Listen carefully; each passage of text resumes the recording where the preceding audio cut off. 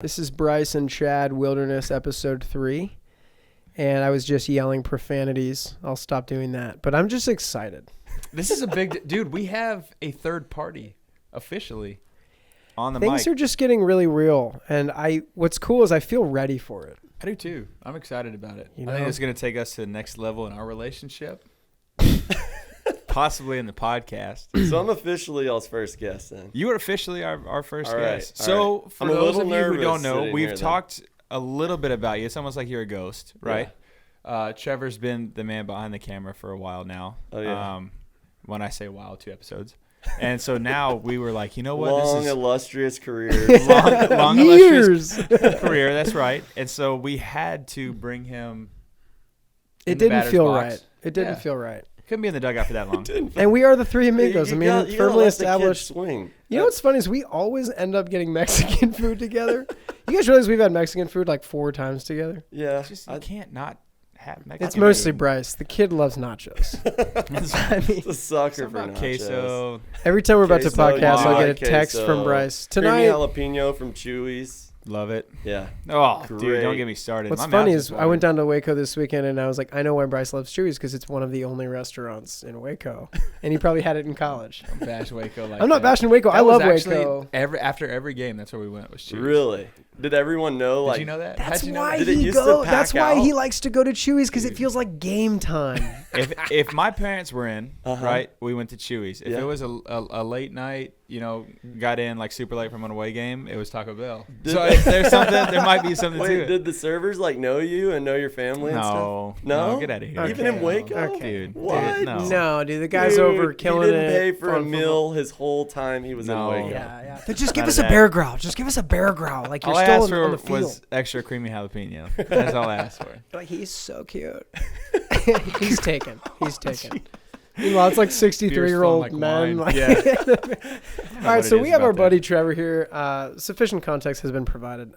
So we're going to jump into a game just to kind of break things up. And then what we've done is, 'Cause it's super stiff. because it's just way too formal right now. We're gonna jump into a game, and then we're going to get into something that we've initiated called the 4. And the 4 is going to be something that all guests go through, and it's kind of a standard across all guests, their experience. We're going to hit on water, which is really like, hey, what are we drinking tonight? Roots, path, and summit. So sticking with the wilderness theme, but really just kind of quick hitting items to give us a cursory view of our guest, and then we'll jump into kind of a more free-flowing conversation. I like it. Sounds good.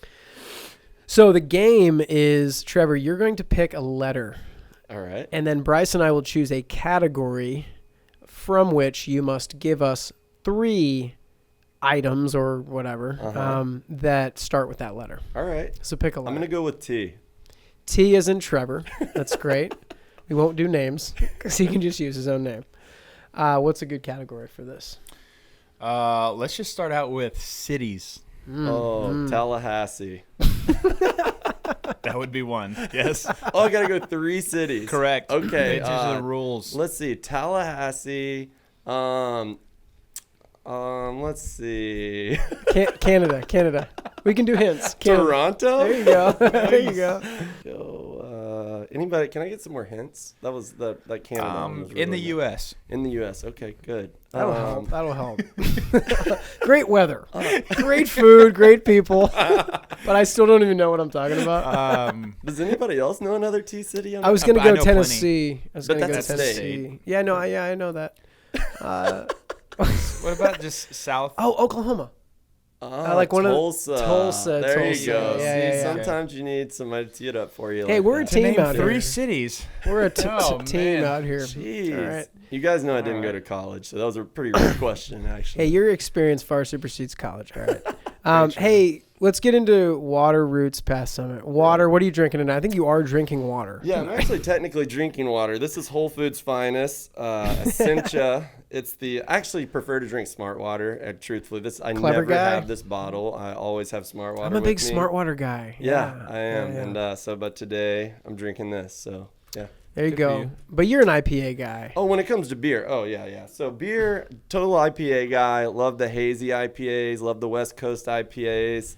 Love the just standard American IPAs. I mean, pretty much you put an IPA in front of me, it's Dude, you're drinking an IPA right now. Yeah. I wonder what the right. IBU Yeah, is check on yours. that. And then that's a good Depth- segue. What are you Depth drinking tonight? charge. but but you said it's a 12%er. Like that's a double IPA. So It's that should Martin I House, say dude. They do like Imperial heavy. hazy Oh wait, IPA you or went to this Depth brewery. charge? You left some of these stickers at my house the other day, didn't you? yeah. I actually went to Martin House last weekend or 2 Martin weekends House. ago. That's what it is. Fort Yeah, Worth. that's in Fort Worth. Cool So this brewery. thing has 11.1% Yeah. alcohol volume, which, to be honest, I'm not feeling. Well, that's the I'm great not thing really- about IPAs. See, like don't- you So drink the 2 or second 3 of one, those. yeah, well, the second one will kick in. I'm drinking the Temptress. It's my favorite beer. Lakewood Brewing. It's also a Texas brewery, right? Yeah. Lakewood. Yeah, it's right down the street. Yeah, Texas. They got good breweries Like in 10 Dallas, minutes by the away. way. Yeah. They got good breweries around here. But this is a 56 IBU, 9.1. And it's a stout. I got into stouts a year Oh, ago, you and my did. belly is a sign of that. I used to go over to your house in the middle of summer and you'd be drinking a stout. That's a Dude, bold move. I've ordered You judge Temptresses at somebody, restaurants, yeah. and they're like, "No, that wouldn't be on draft because it's summer. We're no longer trying to survive a nuclear winter.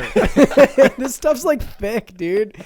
Okay, we got to move on. All right, So yeah, we hit on water. Let's get on roots. Let's talk about your upbringing. Like, where are you from? Tell us about your family So situation. I'm from Louisiana originally, Bossier City. Shout out, about 3 hours from here. Awesome little town. Booming right now. We Really? had natural gas hit there. There so you it's like go. a totally different city. Yee. Casinos came in when we were like 12 maybe. Great and so- influence. Yeah, really helped out the community. A lot of nonprofits.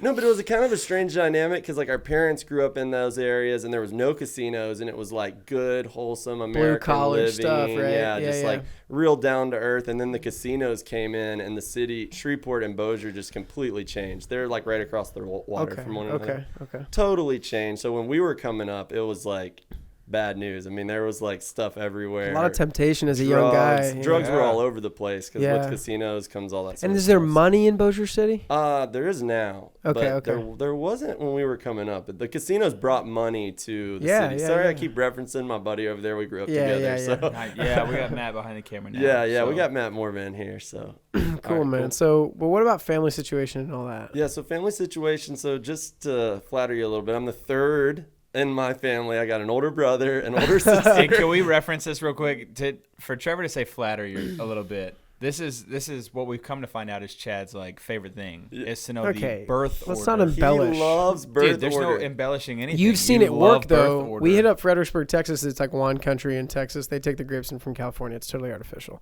However, we were there and I'm like, I don't know what it was, but I just wanted to like connect with people and really like have direct conversations with complete strangers and ended up making a lot of good friends that night. Yeah, you actually, did. I You think were I left a killing mark it. on that city. You were on that night. I really You left a mark on that. I think You negative or paid, positive so they is, were is your up to them. friends. Come on, man. But yeah, so long story short, I've really seen this trend because I'm the youngest in my family, and and I go through all these like groups at church and groups that really help you understand yourself Yeah. and understand what drives you, makes you tick, what motivates you. And I've seen all these trends in myself that have illuminated like standards across all the birth order things. And I've researched this stuff too. There's a lot of clinical data behind it too. Like if you're an oldest child, you just have a different disposition, a different approach to life than you will if you're a middle child versus like a younger child. And only children are jacked up. I mean, I married one of them, so I can totally say it. I'm joking. She's amazing. I love you, honey. But, there's some things there. There's some concerns. Oh, they have the same dynamic just like we have a dynamic as youngest children. So you were the youngest in your family. No, I was the third. You were the third of four. third of So four. I had Sorry, this sorry. weird dynamic where my older sister and my older brother makes were like, sense, my though. older brother's 11 years older than me. My older sister's 9 years older. Huge gap. Then me, and then my younger sister's 4 years younger. Second than me. wave of children. Yeah, second wave. So it was a strange dynamic. Like I was a middle child, but then I also had this time when my siblings were out, and I So was you were kind kind of the oldest. yeah. What's funny about all middle children, though, is they all have this shared dynamic of the peacekeeper. They like to smooth things over and be like, it's okay, man. Like, everything's going to work out. And you do that with me all the time. I've definitely noticed that. He's got this, nothing can freak Trevor out. I'll be like, dude, the house is burning. He's like, dude, it's going to be fine, man. We're going to learn through this. To be honest, too, I've noticed I love when Trevor's around, too, because he laughs at every one of my jokes.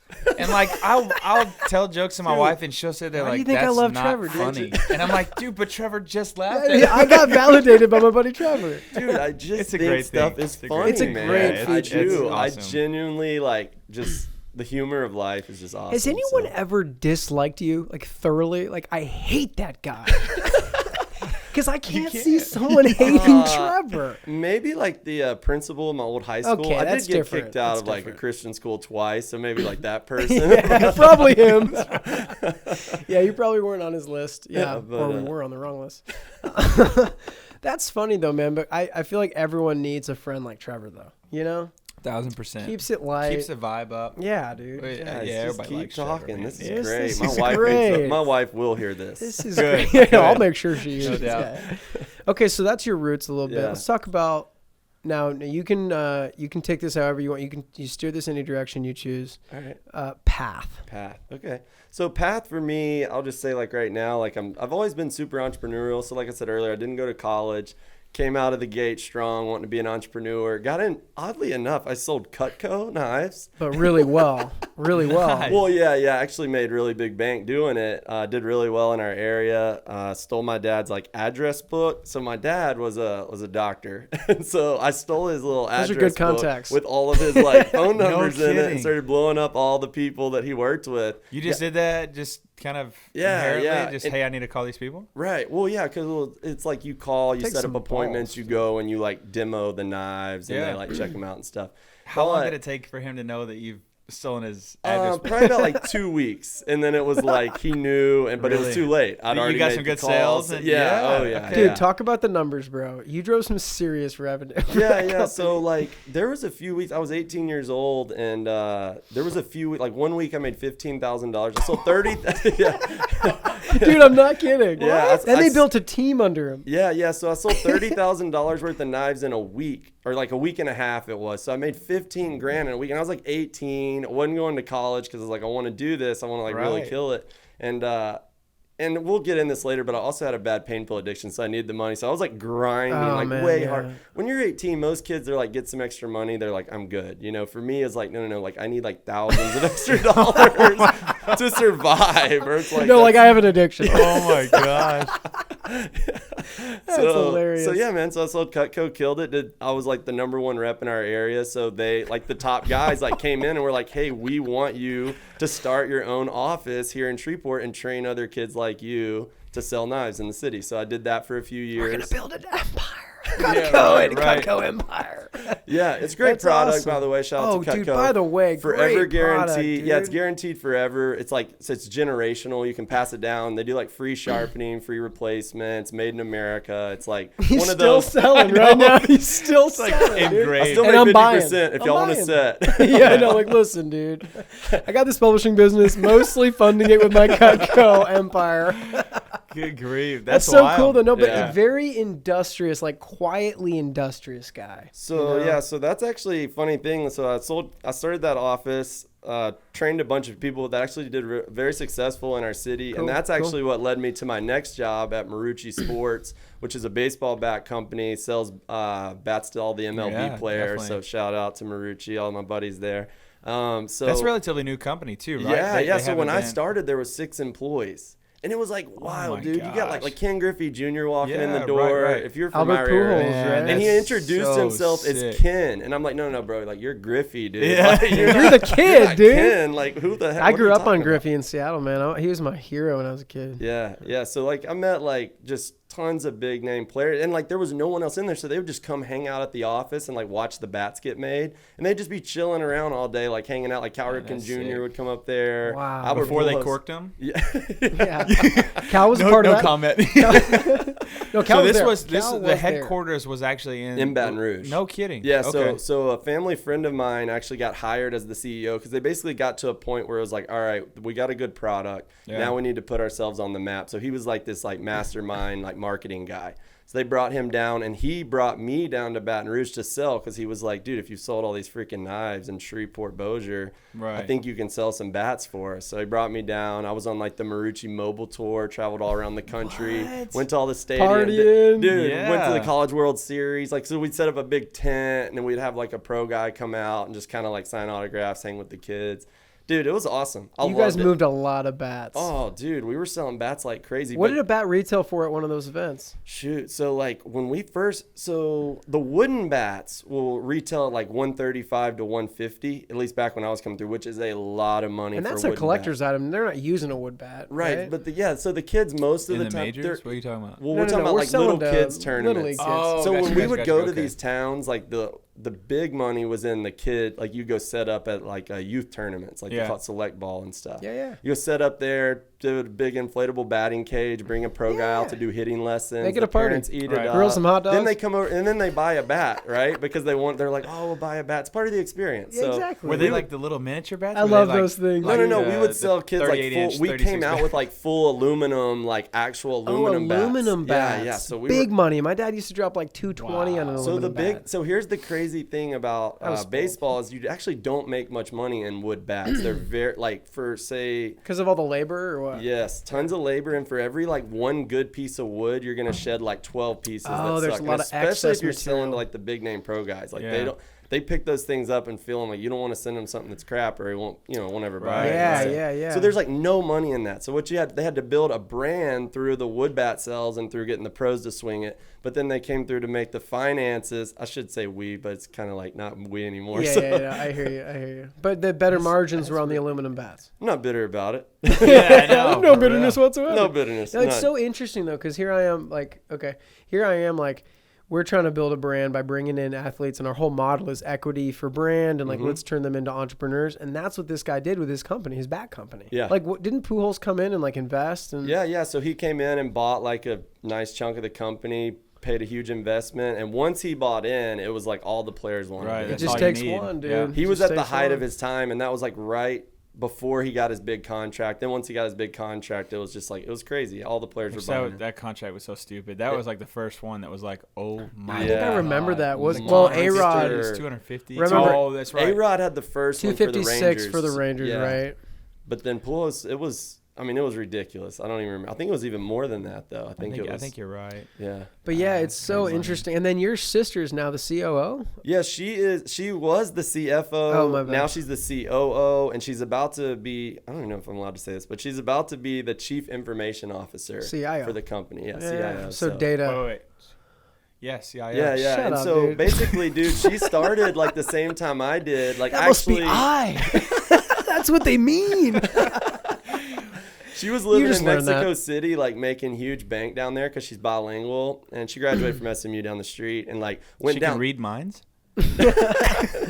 Let's keep moving. It's Zoolander reference. So she went down to Mexico City and was like making a killing. Well, I knew she was a CFO down there, and we're sitting in a meeting. I got hired by this family friend. They're like, we need a CFO. Like, da-da-da. I'm like, dude, you should fly my sister in. Like, my parents wanted to move back to America, like all that sort of stuff. So, dude, she flies in. He makes her an offer, and then boom, next thing I know, I got free rent for the next like 4 Wow. years. There you go. Because my sister's a baller. Shout out, Ann. She kind of raised me, and she was just like, oh, I'm just going to get a 2-story house. You can just take the second floor. Bummer, Dang. dude. She charged me Yeah. $400 a month, but never cashed one check. So Oh, that's cute. Ah, That's that is sisterly cool. love right Yeah, there. it Again, is. older sibling taking care of her own. yeah. That's right. That's You awesome, must be man. the So third. Are Yeah, you I'm the third. in here? yeah, we talked Okay, about yeah, I that. could tell. So you're such a dick. What about the Summit. summit? Where are you So- trying to go?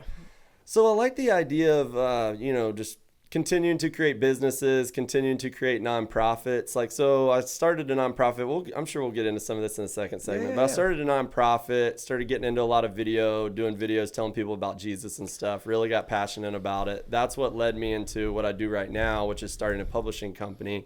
And then, so honestly, dude, like I've just fallen in love with the whole entrepreneurial thing and really helping people tell their stories. That's my like big thing. It's like, I want to help people tell their stories in the exact way that it happened. And that's the thing nowadays, right? Because everyone wants like, no, you can't say this, you can't say that. But it's like, dude, if that's the truth and that's the way That's the the story truth, happened, like that's the way you got to tell it. you Yeah, know? and that's what that's why we all click so well, because authenticity is just at a premium right now, man. Like Right. we just need to be real, like about what's going on, both internally and externally, Yeah. right? Yeah, absolutely. I'm excited about that. So you were a caddy for a bit. I do want to hit on. Yeah. He caddied for Tony Romo one time. I did. You got to tell man. that story. Okay, yeah.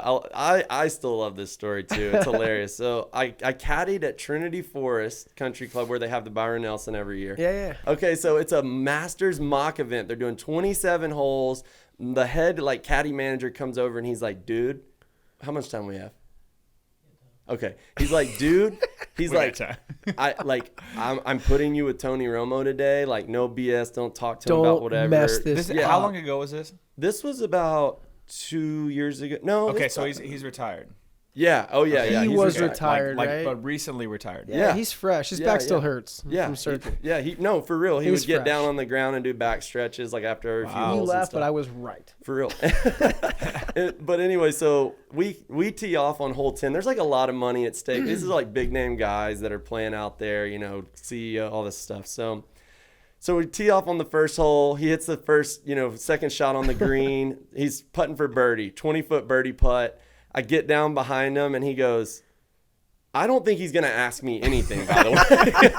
I literally don't think Are you a Cowboys fan at all?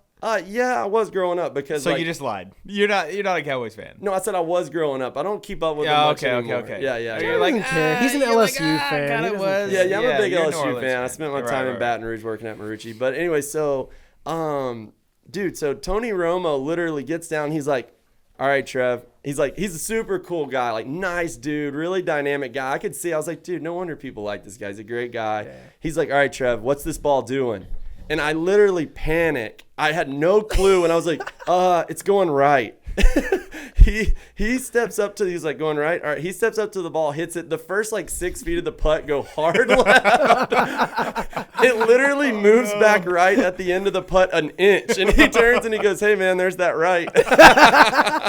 He never asked me one more read the entire 27 holes. Hilarious. It was it, dude. He never did. But the fact that he was just classy but funny about that. He was, so dude. funny, He totally was cool about Did it. he at least tip you after? Oh yeah, dude. Good. He took super nice guy, very generous guy, and then on another hole, I off the tee put him in the fairway of the opposite hole. He was like, do I hit this left bunker or the right? And I thought he was talking, and I was like, go to the one on the right. He hits it to the one on the other right, so we're one fairway over. That right. It's better angles. We know that. The owner of the golf club comes up. I'm standing there, and Tony's standing there, and he thinks he hit a good shot, and I don't want to tell him, bro, that's not where we were trying to go. And the owner comes up and he goes, the line is that bunker out there to the left. He turns and looks at me, and I was just like, dude, my bad, bro. My bad. Yeah, at least you're humble about it. It's like, yeah, no crap. It's Come on you. dude.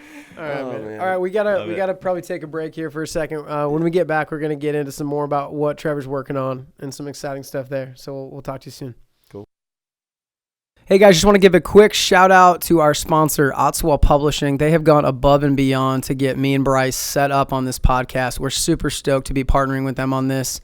If you need your story told in an authentic way, no BS, no frills, just the straight story, check them out on YouTube. They have a channel called Christianity Uncensored on YouTube.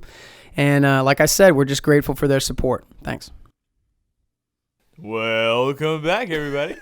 See, I'll never get to do it again. Yeah, that's over. No, we're excited. So, first segment was awesome. We almost went too long because we were enjoying ourselves too much. But second segment, welcome back. Hope you're still with us. We're gonna open up with another game. Chad loves games. Chad loves games. I just had to fight for the game. I enjoyed talking and wanted to get back to talking, and Chad you know what you get for that? We are pick a letter, Bryce. Pick a letter. Chad really wants a letter. Let's do D. No. You've literally gone with your initials with those one TD. Did I say Trevor? No, you said Bryce. He just didn't hear you, okay. So I picked up the slack. Oh, my bad. No, you're good. He's even a dick when he's not trying to be a dick. Inadvertent dick. I hear what I want to hear. Yeah, very selective. Yeah. D. Okay, I'm going to choose the category, and Bryce will be giving us the 3. Yes. All right. Dog breeds. D is for dog. Does it have to be? Bryce, just go with it. So I like Doberman. Does Great Dane count? We can count it. Sure, Yeah. I like because counting number that. 3 is gonna be hard. Dude, number 3 is gonna be so hard. Doodle. What? It's a dog poodle. There probably is another. There's probably a. You got. I don't know. Don't mouth to him. That's not fair. No, you can ask for a hint. Can I have a hint, Matt? I got 100. Ooh, a Dalmatian. Yeah, I was gonna say, 100. man, Dude. come on, like think Disney. That was you know? good. I was thinking on. outside the Come box. on, they Come on, made man. so many versions of that movie. Oh, yeah. Oh man. That's All right, good. well, thanks Anyways. for playing the game for me. I Game was appreciate it. terrible. It means a It was lot. terrible. You know that part on Bruce? No, which one is it? Bruce Almighty. No, or, it's the movie where Jim Carrey, he's like giving the report and the company's like tanking and oh, like they're losing me everything. myself. No. Oh, come on. And they I go don't bank. know. They become They go bank. robbers. Fun with Dick and Jane. Yeah, Fun with Dick and Jane. Yeah. That movie is hilarious. It is. He's Oh, and he's on, like, they were like, yeah, this is your big shot. He's on Bloomberg or whatever, and the stock price is, it's like an Enron situation. the- He's just lying on behalf of the company.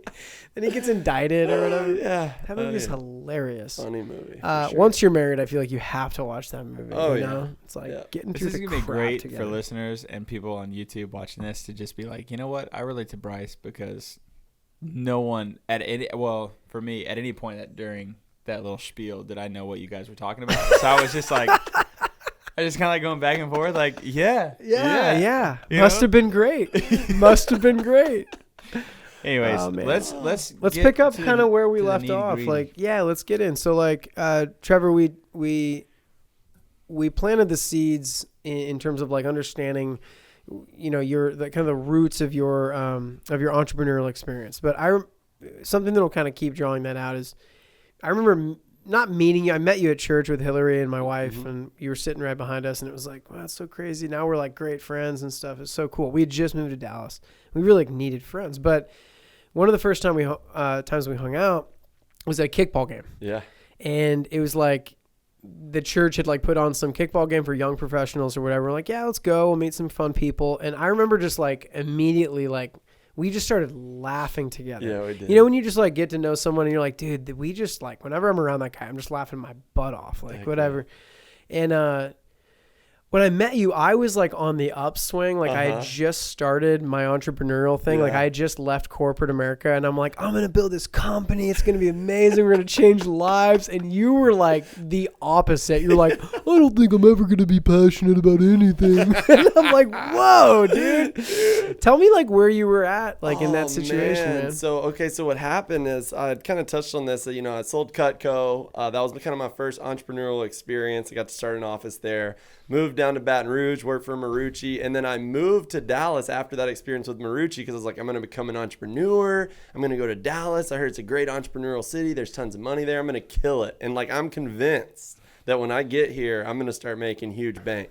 Well, like 1 year goes by, 2 years goes by. with not 3 really anything in mind, you just moved here. Yeah. So I literally just vibing it. I packed my car. No, we're Love it. good. And we talked about this earlier. You didn't know anybody here, right? It was No, just- literally knew Okay, great. nobody. Like, stayed with like a high school friend of mine's family friend for like a few weeks, and then I finally like found an apartment, that sort of thing. But it was crazy because I had like no money. It was one of those things where the Lord though like really proved himself to me, because it was one of those deals where I literally packed my car, had $100. Yeah. I just felt like he was telling me to move to Dallas, and I came here thinking, of course, when you feel like you get a word from the Lord, you always think like, oh, dude, it's gonna be like so money right away, and all Because that he stuff. paints a vision for you. Exactly. Right, but right. then you find out like, oh, there's some time that's going to lapse in between like what he showed me and like when I become that guy, you know? So That's where we went through grow. that That's whole the wilderness, experience. All baby. these years go by. I'm like mad at God. I'm like upset. And then I meet this guy all perky. So I'd taken that job caddying because I just like quit the whole entrepreneur thing. Right. And the way this happened was, basically all the dreams and the vision God gave me were like right in front of me. After all these years, I finally get an appointment with this guy, huge CEO for this major company. He just absolutely loved me. I met with him like in private one day up at his like corner office looking out over Cladwarren Park. And he's basically like, dude, look, I like you. I just want to throw money at what you're doing and just Yeah, sorry. So, No. but previous to this, though, you had, kind of a spoken word that you're going to have a big time guy Yes. come in and kind of elaborate on that for everybody. Yeah. So I had gotten a word from the Lord that I was going to like start a ministry, a business, and then there was going to be an invention too. That hasn't come yet. But so I got this word and I'm like holding on to this word and holding on to this word. Finally, this guy comes along and I'm like, this is the guy. Like, he's super into what I'm doing. We kind of do the same stuff. We got along really well. Like, we were like just clicking on every basis. I go meet with him in private. He emails me after. He's like, look, man, like I'm going to throw money at this thing. Just send me like a proposal how we can like figure this out. Dude, and the Lord just like, I knew in my spirit, I was like, this is not right. This is not the Lord. He did not open this door, but it looked so like, you know what I mean? Yeah. It's like that's all the wild. data is suggesting that this is it. Oh, but there's a voice that's like, that's not it. Yeah. It doesn't feel right. Right. But you're like, but how could it not be it? right. Yeah, like, look at the numbers. Yeah. It's wild too, because when you think about it, how many times we're like on this little path, right? And you kind of see like lights in the end of the tunnel. Right. And you get closer and closer, and there might be red lights, and not like green that's good. lights. That was good, man. I like and that. it's your discernment and really being in tune with God that was, Right. kind of gave you provision of that. But and again, and not to keep referencing back to like our conversations previous, but it's just such a cool deal. So your walk with the Lord has been pretty interesting. Yeah. And I know how I don't want to interrupt this story right now to go back, but it's just such a cool testimony. I can do it, man. Will you take us back? The way for a I little bit really and the way I got so close to the Lord was my drug addiction that I referenced earlier. Okay. I mean, I was bad off on pain pills by the time I was 17. I was really, really bad off. Ended up crazy suicide, like just bad off on drugs. I mean, I was spending hundreds of dollars a day on these things. Ended up extremely suicidal. Basically told my mom, and I wasn't really a believer. I wasn't sure about God.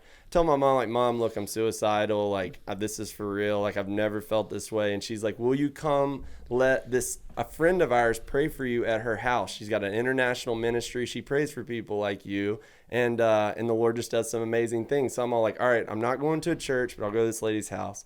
Go over there, dude. To make a long story short, I get absolutely rocked by God, like just crazy. Like walk in, she grabs my hand, I just start weeping. And she starts praying over me and just like in the name of Jesus, starts renouncing all these things, tells me to renounce all these things, like all these words I'd spoken. I mean, dude, it wasn't anything. She was telling you to renounce things that you had said in the past. Yeah. So she is saying things that she's never probably heard, but something is telling her what to say. Yeah, like to you? she just knew like there was things I'd said. Matt actually knows this lady. She was very spiritually sensitive to things. She would know like not like word for word what you had said, but there was a time like a in your spirit past of where you said something you shouldn't have Right. said, and she's like, what came to you when I said that? And I remembered I was in my bathroom. I was like 14 years old, and I was literally just like, this can get crazy or whatever, but this happened. This is the truth. I literally looked in the mirror and I was like, you know what, Satan, like if you're real, like go ahead and just like come and have your way with me, and let's like try to do some stuff together. And dude, I saw my eyes change in the mirror. Like I saw them change. Oh, dude, I I just like, got chills. I did That's too. freaking creepy, but dude. I was just like, oh, whatever. Oh my But gosh. fast forward 3 years, I went from being this like happy, normal kid from a good household to like complete drug addict, got totally demons. suicide. Yeah. That's Right. crazy. So, dude, when I went over to this lady's house, she did prayer for warfare. That was her thing. It's like warfare prayer. So when she started telling me to denounce all these things, I started like renouncing the things I had said, renouncing all like the, like doors I'd opened to the enemy and stuff. And dude, to make a long story short, I left that house and was completely free of pain pills, like no withdrawal effects. What? Nothing. Like I went home that night and I slept for the first time in years. Like I got like a full night's sleep, woke up the next day and I was like, fine. And I was like, dude, like God just totally like changed my whole life. Like this is crazy. Matt knows. I mean, he was there when it all happened. And so yeah, I went to football practice the next day, and this is when I knew it was for real. And it was actually later that day. It was a Wednesday morning, September 14th, 2005, and 9:30 a.m. Interesting. Yeah. And so I went to football practice later that day and literally walked in. I wasn't going to tell anybody what happened because it was just kind of crazy, and I was trying to take it all in. Yeah. And they were like, dude, what happened to you? Like, you look different. Like, you don't even look the same. And then I was like, oh, shoot. And so I just started telling them, dude. I just told them the story, and everybody's like, what? Like, that's wild. And a little mini revival broke out. Wow. It was crazy. All these, because people knew I was like a drug dealer, because I sold pain pills. I did pain pills. And so a little like revival broke out, dude. It was crazy because people were just like, what? Like, well, because it's one of those things you can't deny. Yeah. When God dips into a human situation and makes it superhuman, you're like, there's no agenda. He couldn't even be like living an agenda or anything because it's so like noticeably different. Like, Right. you know, like how do you. And physically, too, to where other people could see it. dude, That's that what's was crazy. that was the crazy. Crazy. When I walked in and they were like, what happened to you? I was like, oh, shoot. Like, people already know. Like, So you knew just from them saying that there was something. yeah, like that was to yeah. me, it Yeah, like a confirmed like, all right, this confirmation. is for real. Yeah, like, yeah. this Right. is for real. This isn't just me like thinking, whatever. And Trevor's then, the first guy I think I've ever met who talks about incredible things happening with such like an air of like familiarity. Yeah, like he's right, like, right. yeah, and then the Lord, and then like, I just stopped doing pain pills. And I'm like, what? Like that's like That's years it, of yeah. addiction well, and rehab. wild thing, and- this older lady, she was in her 80s. She like mentored me for like the next like 4 years after that. And I saw some crazy stuff. I mean, she would do like real warfare prayer and like see people really walk in one way and walk out a totally different way and know that I'd experienced the same thing, and just watching people's lives change like one after the next after the Wow. next. And that's what really got me into like wanting to do ministry. And that's like the first thing I ever actually started in Dallas was a ministry. yeah. Outswa I remember when you told me. International. Yeah. YouTube channel, Sinner Soup. Check it out. 2-minute videos about Jesus. Yeah, You know. Sinner, Yeah, and it's we're called definitely Sinner gonna get into that Soup. for sure. Yeah. Yeah. Yeah. So you kind of hear this word. You get to Dallas. You're not having a ton of entrepreneurial success. You're kind of looking around. You have this encounter with this experienced, really like big shot guy. He's like, Yeah. I'm gonna sow into you. I'm gonna do all Uh-huh. these things. You feel like it's wrong. Yeah. Take us from there on. Okay, so I feel like it's wrong. And dude, when I like close that door and tell him I'm not gonna do the deal with him, and he's like, all right, what? All Like, right, idiot. he actually wrote me. I thought he was gonna write me a mean email. He actually just wrote me back and said, okay, well, whenever you're ready to do business, just email me again. And I was like, holy crap. Because they're always trying to prove they're good guys.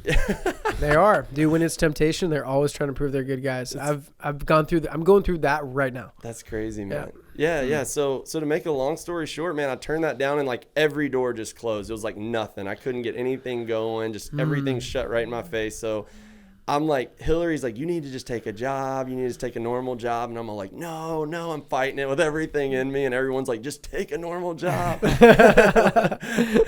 So what I did was I went back and I sold Cutco. This is hilarious. You They did? started doing trade shows. Like that wasn't a thing No when I way. came through. They're like, if you go set up at a trade show, you can make bank. So I set up at Canton, made like $4,000 in a weekend there, just selling knives. This And I guy was like, just sells, dude, and it was crazy. And I was I like, need you with me on the real estate no, trail. I here. got him for force. No. It's over. It's over, dude. It's over. and so it was wild, but I was like, I don't want to do this. This isn't the right fit. Well, anyways, to make a long story short, I closed the door on that. And then I end up as a caddy at the country club, which I loved. You loved it. Loved it. Wife, not so much. There's not a lot of security in caddying. Yeah, it's just yeah, like yeah. money comes Well, it through. rains, no money.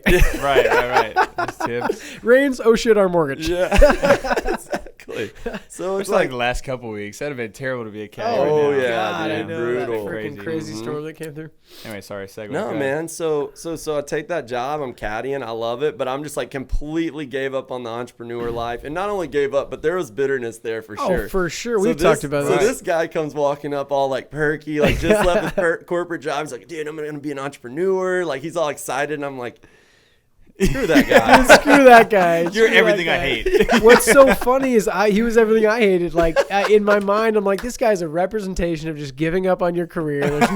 There's no purpose. But I had no backstory on Trevor, and then come to find out, or come to see, our wives become crazy friends. They have really weirdly not intermingle, but very similar pasts. There's a lot of like commonality there. Right. They become great friends. Trevor and I become great friends. And then we learn we can say years now. That's Yeah. crazy, but 2 years, that we're both very entrepreneurial minded. And then now you're running our podcast. Like that's crazy. It's crazy how God works. But, It is, but I want to talk a little bit about Outswa and how So you got these words, and then you started your videos, your ministry online, and then tell me how that dovetailed into this publishing company. Yeah. And just so the name Outswa, it's Outswa, was the wildest thing. One day I was just sitting there with a pen and pad, and I like saw that name like I just saw it, and I wrote it on paper, and I was like, I felt like it was supposed to be the name of like everything I was gonna do. Like the umbrella, name for however they like doxa for me, kind of like an overarching thing. Exactly. Right, yeah. And so I was like, Lord, confirm this to me. Dude, I had like 100 things on this sheet of paper. It was like a sketch, everything. My wife walks by, literally walks past me, points right at it, and she's like, what is that? I like it. And just started and walked off, and I was like, whoa. I just got shivers again, dude. I got shivers again. Yeah, dude, and that was wild. So I was like, all right, so that's the name. And I've had to fight for that name because everyone's like, that's a weird name. Like, no one knows how to pronounce it. Memorable. But I'm like, that's the name God showed me in my spirit, and my wife walked up and confirmed it. I got to go that direction. That's so cool, dude. So, yeah, man. So cool. Yeah, so here's basically what happened. I started a ministry because I was like, okay, look, I'm caddying. I can at least do ministry like that. I was trained in that. That lady mentored me for a while. Like, I know how to do it. So I was like, I'm going to start doing that. So I created a ministry, started doing YouTube videos. And a family friend of ours saw them and was like, hey, how do I give to your ministry? And I'm actually going to back up a second. It wasn't like a legal entity yet. I just started like a YouTube ministry, basically. Yeah. You're just starting. He contacts me. He's like, hey, I want to give money to your ministry. And I was like, well, I don't like have a legal ministry yet. He literally CC's his lawyer. He's done really well in trucking. CC's his lawyer. He's like, hey, set this guy up with a 501c3 nonprofit, and I'm going to start donating to it. And he starts like emailing his like controllers, like, hey, put him on like this much money a month coming. So like I'm able to get equipment. I start doing the vid, like I vamp it up a little bit. He watches me do that for probably 6 months to a year, and he's like, dude, what have you ever thought about like taking this next level and starting a business? And then it hit me like, whoa, like a ministry, a business. And I just started watching the Lord. I literally watched the thing unfold. It's evolving in front of you. Yeah. I wonder when the invention's going to happen. Dude. I can't wait for the invention. Can I be a part of the invention? Wait, it's not about me. It's his plan, bro. So wait. So you said that Bronson, who is your family friend that put in the money, CC'd you and his lawyer and just started up a 501c3 just like that? Yeah, just like that. And not only that, but he started donating to it so that I could buy equipment. I kind of told him my vision. I was like, I want to start building short 2-minute videos that talk about Jesus Christ. And he was like, dude, I love that. Let me send you some money and support you so you can get the equipment you need. Literally, the equipment we're using right now, a lot of that is from that. Bronson. Yeah. By the way, Bronson, like his story is ridiculous. Oh, his story is wild. Like, and it's funny because you're childhood friends. Now you're building this company together. But like he had a history with drugs too. Yes, but he accepted Christ, and so he has this. That's why he started this publishing company, to be like real about his journey, right? Yeah. So to make a little quick tidbit about him is he basically, when he lost like a childhood friend, he was about 24 years old. He had gotten saved at 19, really knew the Lord, and like started hanging out with his old buddies, went back into the world, that whole thing, they call it that. And he's a drug addict, and he's literally watching his friend like go through this serious addiction, and he wanted to tell him about Jesus, but he was too ashamed and embarrassed of, how far he had fallen to tell him. And he gets a call one morning that friend overdosed and died, and he never got to tell him about Jesus. So he said he dropped down on his knees and he said, Lord, like if you'll restore me and you'll restore my life, like I'll tell the world about you, like I promise. God, and so, dude, so God takes him on this crazy journey up to North Dakota and starts teaching. He literally knew nothing about trucking. God started from the ground up. He literally said the first day, trucker pulled into his place and was like, hey, where's your grease gun? Like he was like, what's that? And it's like the most basic, none of us know what that is. Yeah. He said it's the most basic thing of trucking. And so he knew nothing about it, and God raised him up, dude. And so he's like, has this mission now. He's like, okay, God, like you've raised me up. You've given me these funds. You've given me all this stuff. Like you give me this amazing testimony. Now I'm going to tell the world about you. And that's how we started the publishing company. Our first book was his book. It's like an autobiography, I guess you could say. It's called The Depth of Grace, Finding Hope at Rock Bottom, author J. Bronson Haley. And it's just a dynamic book where he tells his testimony, but also he gives you these things called rest stops. There's like 12 chapters that break up the book of his testimony, and he shares the revelations that God gave him like out of the Bible that like carried him through those dark seasons. Such thoughtful, like methodical ministry, like, dude. And and so he had originally approached Christian publishers and Yes. said, "This is what I want to do," and they said no, right? Right, because what happens is, especially in the world today, you approach Christian publishers with a very raw and gritty testimony. It's too real. They're like, whoa, Yeah, whoa, right, whoa. right, Like, right. you can't say this, you Whoa, can't say that. And he's yeah. like, well, what are you talking about? That's what happened. Same thing with when he approached secular publishers, right? They're like, whoa, you talk about Jesus like the whole time. Like, we don't do that stuff. So he basically said he was praying and God just kind of like, myself. yeah, God showed him my face. He was praying and God just kept showing him me, and he was already donating to the ministry. So he called me one Wait, day. so God kept showing Bronson you Yeah. when he's praying? And he had already been donating to the ministry. But he was like, Lord, like, what's this thing with my book and Trevor? Like, what's the deal? And basically we started talking and just having these conversations. And through those conversations over the phone, basically Outswa Publishing got birthed.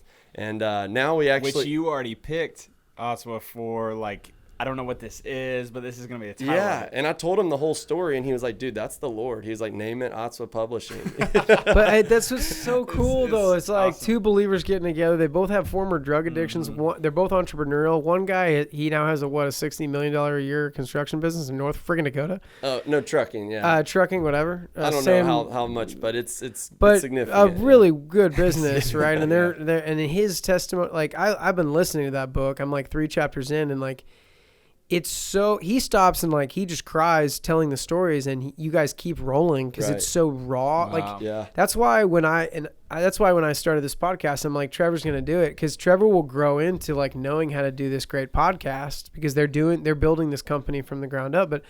I want to grow with Trevor, just like Bronson wanted to grow with you. Right. It's more special that way. Yeah. And God can do his thing. And whenever we get glory from it, when we grow it, when we build it, when he builds it, Yeah. all the glory goes to him. Because Yeah. it's like, we're not pros at this thing. We're figuring this out as we go. Right. Plus, you can't explain that, No. right? Like, I You mean, y'all's can't. relationship, Outswa in itself, Yeah. you know, you don't have any background in publishing at all, No. right? I mean, No, he's nothing. got a caddying degree, and a friggin' beer drinking degree. But he's doing a damn good job Right. publishing, No, man. it's because awesome. he cares. You yeah, know? and really, it's just taking that first step, Right. So kind of explain to me, because I'd love to know.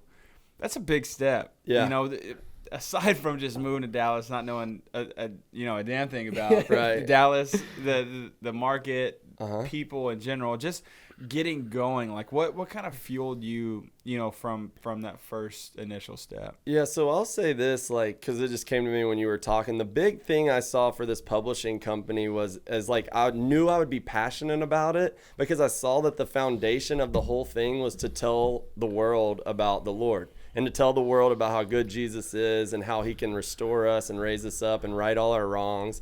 And that story was like so close to my heart that I was like, man, like there's going to be a lot of Christians out there that have an amazing story to tell that have no way to tell it. And if I can just help 1 or 2 or 3 or 5 or even you two tell your story in the raw and gritty way that it is, and that touches people, like it'll be worth it. And Matt actually was one of the first people that told me when I started building my Outswa Internet Center suit videos for YouTube. He was like, dude, if you just reach one person, it'll all be worth it. Right. And I was like, it's such all a right, good, that's good advice. It's grounding, you Yeah. know, like we try, especially in this day and age, man, it's all about followers and all this. It's like, dude, I mean, it's actually more impactful if it's one person because Right. it's more intimate, right? Yeah. Like when someone walks up to you at Upper Room, it's a church in Dallas. Trevor and I both go, he got me going, but you kind of go there and openly pray, and there's a kind of a time for people to come pray for you. You can kind of raise your hand if you're like, yo, I need some prayer. Like I'm going through some stuff right now. When it's more intimate like that, when someone comes up that you don't even know and puts their arm on you and they're like, hey man, I'm really feeling this vibe of like, you're supposed to be a leader. Like Right. one guy told me, he's like, you're going to be a leader. Like you're Right. called to lead others. I'm like, wow, he doesn't know me from Adam. There's no agenda. That's more powerful than a guy like Billy Graham, in my opinion. Right. It's more powerful than being at a Billy Graham like revival, Mm-hmm. and being one of 16,000 people who commit their lives to Christ. Because I'll always remember that moment at Upper Room. Yeah. And Yeah. I'm not trying to talk down on those experiences at Billy Graham or whatever. No, for but sure. I'm trying to say like, yeah, I think we get really caught up in the numbers, you know, and Yeah. like if this podcast encourages one early entrepreneur or one transitioned athlete who's trying to figure out business or whatever, then we've done our job. Yeah. That's the whole purpose of this thing. That's good, man. And then shout out to Upper Room, because like when my marriage was completely falling to pieces, during that time we met, I was caddying, but I was like super depressed. I'd given up on my dreams. I'm like, I was only like 28, but you're like, dude, you're too young to have given up already. Yeah, like, so much life to give, yet, bro. But like I was like over drinking, just being an idiot. You're medicating. You're pissed. Yeah, I was medicating, and me and my wife started getting into a lot of serious issues, and our marriage was completely on the rocks. And the whole like sitting in worship for 3 songs on a Sunday morning just like wasn't cutting it for me. So like I found the Upper Room. It's a prayer room. They do 2-hour worship sets where people just go in there and pray all the and time, read the scripture over the speak, and it's just like powerful, man. I started going in there, and the Lord really started like working in my heart and healing me. And that's actually a cool story to tie us back in. Bronson called me one day, and he was like, man, he was like, when I'm praying, I see you like you're incubating. He was like, this is funny, but it looks like you're incubating. And I was like, what? And he's like, yeah, like you're just in a room being still. And the craziest thing was when I went to Upper Room, the Lord would tell me, be still, don't move, and don't say a word. I'd literally been doing. Saying though, I had been doing that wild, in the Upper Room man. for like 6 months, and he tells me that, and I'm like, whoa, like. And so this whole thing was just like God breathed, and it's just like.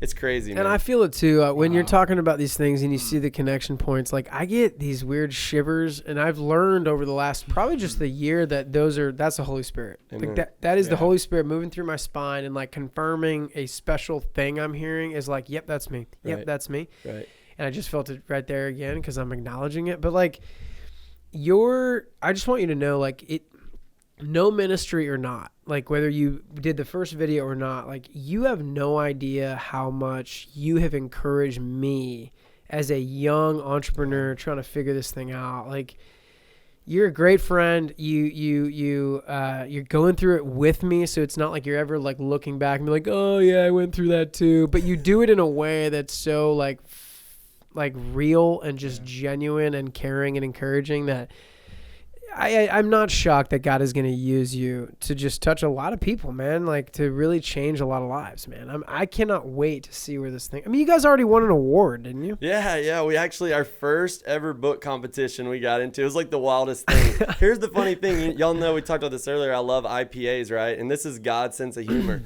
Literally, the book award was the International Press Awards, and we won first place in the Christianity category. And when they sent the press release, it said the IPA Awards, first place. I was like, what? That's just God, should go dude. have He's an just IPA. funny, man. Yeah. Dude, I was funny. like, God is like, it was like between me and him. He was like, yeah, dude, like you're. Yeah, dude. Like awesome. we like to drink beer, you know. That's great. And just real quick, before we wrap up, because I want to highlight what you and Bronson are doing. So you guys have a podcast, right? And what's that called? And just kind of tell us a little bit about what that is before we have it. So our podcast is called Christianity Uncensored. We basically release like a full-length video every weekend. It'll be between an hour and 2 hours. And then we'll release like 3 to 5 clip videos of that full, podcast throughout the week. And we're basically just like talking about anything and everything. Like Christianity Uncensored kind of says it all. Like nothing's off limits. We go into like the more human aspect of like these biblical guys. Like for instance, Simon Peter. Like one thing I love about Bronson's book is he like goes in on Simon Peter. Like this dude was a screw up. Like he was an all out screw up. I love Peter. And I've been he reading a lot about bombed. Peter. Like Peter was a beast. In Jesus' darkest hour, he bombed so hard, dude. goes away crying. This just like, so he like really, he has helped me like bring like the men, like the side. These people were human beings, and they were screwing up all the time. And you look at your stories of like your King David's, like that's my favorite. Me too. Dude. David's a beast. He got into Solomon. much. Everyone had a story of redemption at some point. They had to be redeemed. The important thing that we try to do with Christianity Uncensored is like make these biblical. Like they're not some like far-fetched, impossible to attain person. Like they had issues just like all of us. Yeah. They had problems just like all of us. They doubted like us. They like had all these things, and it's just, it's just cool to try to like bring that out so people can realize they're not like way up here and we're down here. Like we're all on this same playing field. So that was kind of the original thoughts and heart behind Christianity Uncensored. I love it. So. And what kind of God would he be? A God worth serving if his power didn't supersede earthly drug addictions Right. and stuff, and listen, he sees sin for sin. So your drug addiction, my porn addiction, Yeah. another guy's alcohol addiction, someone's addiction to pride, Yeah. someone's addiction to anger, someone's addiction to money. He sees it all as the same. So I think we like on the world to be like, oh no, but he's doing drugs. How can you trust anything out of his mouth? And of course, there's a glimmer of reality to some of that, right? But but man, like we're all broken, dude. Like we're all broken, and we all need sin. We all have sin that needs to be atoned for. Yeah. But it's done. That's good. It's over. We just got to accept it. That's good, man. You know, but dude, some of the stuff you're saying is just like people don't talk like this. Yeah, not at all. People don't talk like this, man. It's crazy, real, and just vulnerable and real. It's crazy. All right. Well, on that note, I'm gonna wrap it up with some logistics. No, we're so stoked to get this going. This is our first guest episode on the Wilderness. If you're like one of our early listeners, like honestly, just like thank you for being involved in this. You guys are seeing this thing evolve. We love you. We're obviously like taking a new approach to this kind of thing. There's not a lot of formality to it. We're figuring this thing out. We're having a lot of fun doing it, and just hang with us. Yeah, I mean, I don't know. I mean, what to expect in coming weeks. We're going to get some guests on here, right? To start out with Trevor. Yeah, thank y'all for having me, Keeping man. it I have a real. blast with y'all every week behind the camera, of but it's course. cool to get to talk and hang out and chill. Yeah. I think that was the whole point of we could not have Trevor as our first guest. I mean, Three amigos, dude. That alongside with just such a powerful testimony. So we thank you for sharing. Absolutely, and man. then like Chad said, for all of our guests, continue to listen. We got great guest lineup coming on, and yeah, you guys have a blessed week. Excited about the next one coming on, and that's it. That's a wrap. All right. Peace. All right.